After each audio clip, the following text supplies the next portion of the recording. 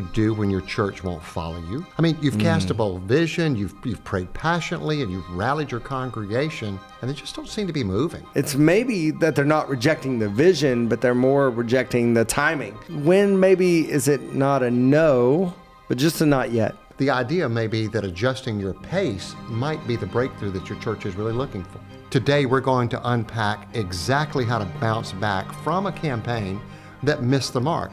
By the end of this video, you'll learn how to regain trust, reset expectations, and hopefully relaunch stronger than ever before. It's never failure if you can learn something from it. We're going to talk about that here today.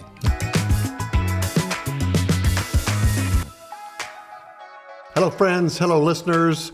Frank Beeler, Jim Shepard here with another episode of the Next Sunday podcast, where what happens next Sunday could change everything. Everything. So Stir good. in the mix. Yep. Provocative thinking, to challenge the status quo, to hopefully help you find a new reality that lets you take something in your church or your ministry to the next level. That's why we're here. Love it. Yeah. And we've got one today. We've got one today. That's exactly the way to say it. That's exactly the way. So here's the idea. We normally open with a little more up tempo. I felt like we needed to kind of keep it down a little bit because we're getting serious today, we're getting buddy. Locked in today. I'm sure we'll find a moment or two to yuck about something because we always do. Yep. But this one is serious. So it is. Give us a little preview of where we're headed over these next 25 minutes or so. All right. So the idea is this. Pastor, you've got a vision. You're excited about what the Lord's doing through the church, your ministry, this opportunity. But based on the feedback you get from the congregation and from side conversations you have, suddenly it feels like a no or a not yet. How do you navigate that one? Oof. That's what we're going to talk about today. Oof. No or not yet. Who chooses these topics, Frank? I don't know. Somebody probably doesn't love Jesus enough. I don't know.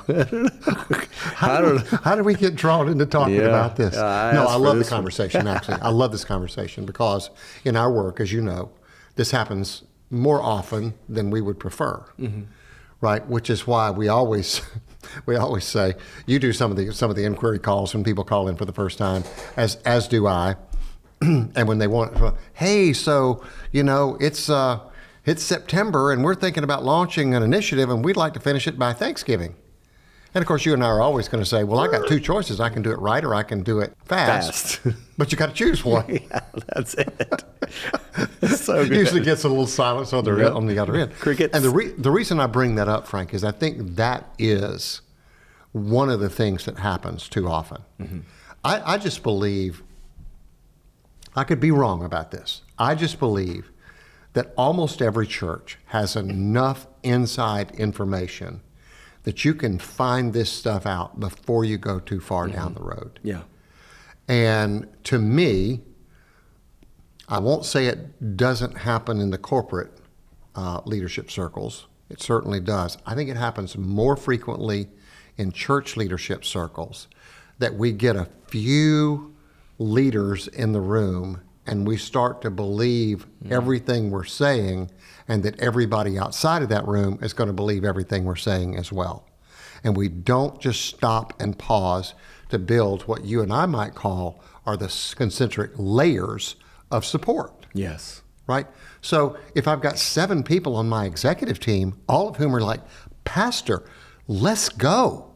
Let's go. That's not permission to take it to the church. That's permission to take it to a few more people beyond those 7. Yeah. Right? And the mistake we make all too often is just leaping too far ahead when you could ask another group of people. I would start, for me, it's just me, it's kind of my bet. I think people who are leading business organizations have the ability to spot blind spots for us, help us to see blind spots, maybe better than others. They're leading similar organizations. It's just not a church, but they're leading an organization and they know how scale happens. They know how change happens. They know how do organizations do this and stay healthy. They know how to measure the pace. I mean, there's times to hit the gas and there's times to let off the gas. Wisdom is knowing which time is which, right? Yeah. And you and I would believe, and hopefully everybody who's listening to us would believe that God has a voice in that. Yeah. That he's the one who's instructing us to speed up or slow down. And so it feels like to me, Frank, that a lot of this is solvable, but our patience gets in the way. I want to get this done quickly gets in the way, and maybe there's some lessons we can learn from that. Yeah, I think there's also some confusion in the sometimes echo chamber that is the leadership team, that we mix vision and execution. So our agreement with the vision and the kingdom impact gets a little blurred to when we're affirming as an executive leadership team in that room, in that setting, yes, this is what we should do. Yes to the vision. We want to see more people meet Jesus. We want to see more widows and orphans helped, or whatever the needs are. Absolutely want to do those things. There's still some conversation needed on the tactics or methodology or timing of some of those efforts and endeavors, where getting outside that room oftentimes invites in that wisdom that you're talking about, that wise counsel, that, hey, help me understand, those clarifying things. Because honestly, sometimes people just don't see it. You and I were with the church yesterday. We just talked about the ability that some people have to renovate a house. They can go into an old, terribly designed house, and it's all chopped up, and it's so confusing. And many of us love watching HGTV because we can't see it. Most people can't see what they're about to transform it into. And they're like, wait, that was that house? The before and after is remarkable. Sometimes a pastor or a leader can get it so clear in their mind how it's going to work, but as soon as it get communicated to others, leaders are confused, they need some more clarity. They don't disagree with the impact we're trying to have, but they need some clarity on how we're going to get there. And so I think there's value and opportunity for us to improve in that. So maybe give us an example. Think about, we'll protect the names to protect the innocent involved here, but where have you seen maybe somebody get out beyond their skis? What's kind of an example? I just want to make it clear what we're talking about here on that maybe not yet kind of circumstance. So I'm thinking of a situation where a church was launching a very significant giving initiative towards a very large new building that, from all outward appearances, seemed to make sense, except that it didn't make sense to all the people who were in the church. Probably ran a little quicker than they should have, but that's not the big issue. There were some other things in there as well. So their initiative fell way short. There was really they could have taken on the new building, but it would have been taking on a lot more debt than would be wise. Which, by the way, can we just stop and say a word about that? Absolutely. The fact that you've got a bank that's going to loan you the money to fill the gap between what you hope to raise and what you didn't raise doesn't mean that you're walking in God's will. Wow. Might be. Yeah. You might be. But what if it's a Christian bank, Jim? I'll go back and say what I just said one more time. That's it. Not right, because we're all fallen, we're all fallible, we all have weaknesses, we all have temptations. So the point being that you've got to be financially wise as you move ahead. You know, and I've come up with some things that we can maybe talk about that on another episode of, what does it look like to get too far on the debt thing. I'm not a cash-only guy. I'm not a way leveraged guy, but I think there's a healthy medium in there where, some semblance of a mortgage can be your friend. Yeah. But you're just like, hey, so we only raised half as much as we need, but we got a bank that'll loan us the other half. And then you go and look, and on top of what you already owe, you're now at 2.5 to 3 times your annual income in terms of a mortgage. I just think that's way too much. Right. And it's not that you can't make the payments, it's just going to cost you too much. Yeah. Right? My dad was a banker, and my dad used to always, he had this, he would tell my mom this when somebody would buy, and it was usually a house or car, somebody that she thought was a peer of hers, and they bought a much nicer house or a much nicer car. And my dad would say, I mean, Frank, if I heard him say it once, he said it dozens of times. Sweetheart, just because they can make the payments doesn't mean they can afford it. Yeah. Same thing's true at a bank. Yeah. Right? At a church. Just because the bank is going to let you have it, you're probably going to compromise your ministry investment. your investment in the things that drive ministry so that you can send more money to the bank. Maybe that's a whole nother episode for us to talk at a little bit deeper level. But I'm just trying to reach to the caveat of, so you had this initiative, you didn't get there, your solution is, oh, we'll just go borrow the difference. Right. Well, I don't know that that's the right answer. If it's a small amount, maybe. But if it's a big amount, in this case, they didn't do that. They were just asking themselves the question, what happened here? Yeah. Well, the other thing I think that's important is, and I don't know where this came from, one of my early mentors, and I can't attribute it to one of them, so I'll just attribute it to a lot of them. It's never failure if you can learn something from it. Yeah. So it's not a failed campaign. You need to step back. By the way, I would say the same thing about a successful campaign. If you raise more than what's needed for the project you have ahead, I think you ought to ask the same question. What's God saying to us about this? Yeah. What's God saying to us about this? That's good. As it turns out, they had another solution, which, depending on who you asked, a lot of people actually thought was a better solution from a practical standpoint, and it was half as much money. Well, yeah. About the same amount that they raised. Yeah. Right? So it was a no, not this, and it took them over a year. Wow. So, they were wandering around. Sure. They had their 40 days. 40 days. They were wandering around trying to figure out what to do, and, perplexed. The pastor has to go out on Reveal Sunday. Hey, look, we came up short. We're going to go back to our elders. We're going to try to figure out what to do. We're going to, as we know something, and then he'd go back every 3 months. We still don't know. We still don't know. And then all of a sudden, the new solution came. And it was as if that was God's plan all along, and we just had to take the time to figure it out. That's so good. Let's split this conversation into two lanes. In this one, let's stay on the not yet, and then let's do a whole nother episode on, oops, we missed the number of what we thought. We just missed it, and we haven't it's learned anything. Yeah. Where do we go from here? New, yeah, we're that's just a stuck. whole different issue. So let's go with. Let's assume that they called Generis, ended up connecting with one of the consultants, and they started the journey, fleshing out the vision, having good conversations. They're starting to work through those concentric circles, those layers along the way, and they're starting to get some pushback. What does that pushback often look like? And how do we advise people to kind of help navigate that when they start to see that? This is early, so this isn't a false start at the gate. This isn't a failure of a campaign. Hey, it feels like we're going this direction. We're going to start going this direction. But then when we start to include some other people in the conversation, not quite alignment here. Where do we go from there? Where does that show up, and where do we go from there? So I'm going to start at a little bit different place than the question you asked, but I'm going to move into it. Always. I think this will be really helpful. You answer a different question than the one I ask. It's like a pattern. I'm just kidding, Jim. It's going to start a little different place, this right? Is what happens when orange is trying to connect with red. That's just that job. Tennessee and Georgia, never going to be quite on the same page. Never. So here's the thing. General agreement is easy. Financial commitment is hard. That is so good. All right. So pastor comes to me. This happened within the last 2 or 3 years. We're just talking. I'm giving him some guidance and helping him. They're a congregational church, so they're going to vote on the new project before they move into it. Got 98%.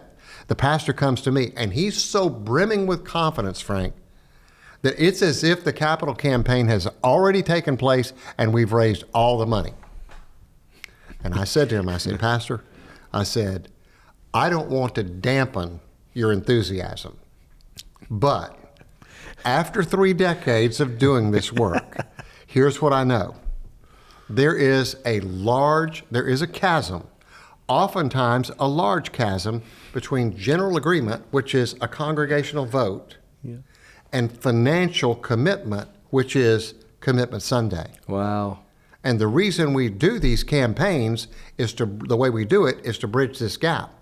Because if we could just hand out prayer cards and you could raise all the money the next Sunday, we'd actually love that. We'd shut down Generis and find something else to do. But that doesn't work generally. Yeah. Now, there are a few early adopters, but everybody else we got to bring along. Yeah. It was hard work. He started doing some of the early one-on-ones, and he found some of that pushback. It's not we shouldn't. It's like, why should we? Yeah. Help me understand. Help me understand. Yeah. Yeah. Yeah, Pastor, but what about this, right? And you get a lot of what looks like pushback, which is really opportunities for clarification, whether it be information or inspiration or whatever it is. Yeah. But you've got general agreement. He's got 98%. Frank, I don't know that you could get 98% on Jesus serving communion. Right? You'd probably come close. Pretty close. There'd be a few people who would have an issue with it. Sure. Right? And now he's got to raise all this money. And I know that it's going to be hard. He doesn't. And I've got to start helping him understand that's not going to be the journey. You're not going to just walk into the first 5 and they're going to say yes, yes, yes, and yes. And the rest of your church is going to sign on at a 98% rate. I'd love to see that happen. And maybe it could, but I'm a realist. Yeah. This is going to be challenging, Pastor. Right? And the people that we're reaching out to early on that lead businesses, offer wise counsel, that we really lean on, they are leaders. And they're going to contribute and lead. It's what we're actually asking for. Right. We're not just asking for compliance. We're going, hey, help me see the landmines. Help me understand where this is going to be. Was there anything about this not clear? You have a story of a pace setter event or an early event with staff with the church, influential church. Everybody would know the pastor. Oh, yeah. Tell a little bit more. You know where I'm going with this. Tell a little bit more about that story in general, because I think it gives really good insight into, we got some things to tighten up and clarify here. Yeah. So well before your time, Frank, we've always said to the pastor, make sure you get the staff on board. Probably about 10 years ago, we started to realize that churches were not getting their staff on board. We would give them the talking points and assume they did it, and they weren't. How did we know that? We're going in for on-site visits, and we're having staff people say like, psst, hey, Jim, can you come into my office for a second? Hey, what's this campaign for? And I was like, what? We're 3 weeks from launch Sunday, and I got a key staff person asking me. And so we started talking about that in the staff meeting. We started to realize, well, a lot of people are having. So we started a motion. It is in our playbook, you know now, it's pretty much a required motion. Before you roll this out to any of your prospective givers, you're going to roll this out to your staff and their spouses and your board, whether it be elders or whatever your board looks like. We want them to hear it first. Then the next day, we send out an email to all of the staff and just say, hey, what was the most exciting thing you heard Pastor so-and-so say last night? Was anything unclear? And thirdly, is there anything missing? Is there some information that you wish you had that you didn't have? Well, we had 128 couples coming to our Pace Setter event 10 days from this, and we had the staff dinner. Yeah. And we had 17 people on the staff answer to question number 2, not clear. And it was a very significant issue in the campaign, very significant issue. And we looked at each other. I was with the executive team, and we all looked at each other and thought, it was clear to us. Doesn't matter, Frank. Right. Doesn't matter how clear it is to you. That's an echo chamber we're talking about. And it was a very specific thing. Yeah, very that was specific. Not clear. Very specific. I mean, it was not nebulous. It was very specific. Yeah. And 17 staff people zeroed in on it, right? I'm not clear on this going forward. And again, this is a very smart church. Yes.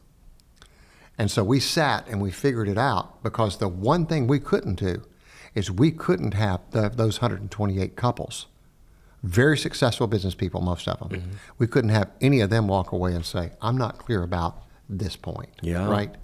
And it's an example, and we nailed it, man. There's like, yes, yes. You know, and those of us, the 7 of us that were in the room, when we solved that, we looked around, and I don't know if we all did this, but we were all looking at each other sweat thinking was on that. the brow. Yeah, the collective sigh. Woo! Dodged one there. Yeah. That's a great example. So that's why it's so important to bring your staff and your key people on board, and even their spouses. Get the spouses in the room, man. Yeah. That's why you don't do this as our Tuesday morning staff meeting. You want the spouses in the room. You want your board in the room. So they hear what you're about to tell the rest of the church, and they're like, wait a second. There's a piece of that doesn't make sense. Plus, of course, you're getting them on board first because they're going to be on the front line of defense, advancing the cause, answering questions, and kind of advocating for what it is that we're doing. But that's probably one of the best examples. And as I like to say, I call this pastor's name, who's well known, and I say, hey, Frank, if could be wrong about something, I don't know, maybe there's a chance you could. And that's exactly right. Because this guy is known for very precise communication. Yes. Very precise. Very If he gifted, could be very wrong, precise. maybe you could. And man, Wow. every time I use that example, it gets people's attention. Jim, one of the things, the closer And by the way, they hit their goal. they made it. They made it.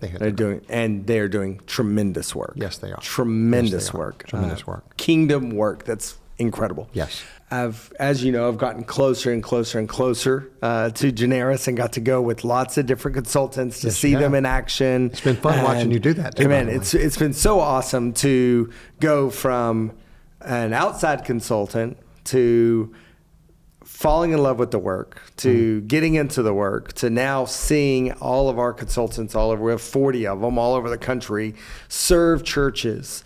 And Jim, you just flippantly said something that it's the gold of Generis. I'm not trying to do a Generis commercial here. I'm just saying there's a nuance to this that I think we just have to honor, respect, and put in the work. You just casually said, and don't do it during a staff meeting. That's the easiest, most efficient way to do it, and would be just check it off the list. Hey, we need to bring the staff up to date. Let's have that next staff meeting. We'll go ahead and cover all this. And that leaves the staff spouses out, which does a couple things. First of all, the staff spouses have a vested interest in wherever we're going with this thing. 100%. And they're going to not be in the day-to-day the same way necessarily. So they're going to care. They're going to give legitimate feedback, and they're going to have an overall understanding of the church. So when they raise their hand and say, this is unclear, that's going to hit at a different level because this is somebody that's in the know, that's connected. Yeah. And so you said that so casually of like, hey, don't do it this way, do it this way. And I could imagine that literally churches that work with Generis all across the country, when we get to that point, I would assume, and I'm not wrong, that a majority of the churches had that on their list as, oh, that staff meeting will knock that right out. It was just there. It was just there. And then as soon as you say that, none of them are going to disagree. That makes complete sense. It's those little nuggets along the way that help us get from this is a great vision, no disagreement there, but what about the little not yets? Because those little teeny not yets, they're like gnats. You see it down in the South, they have no-see-ums.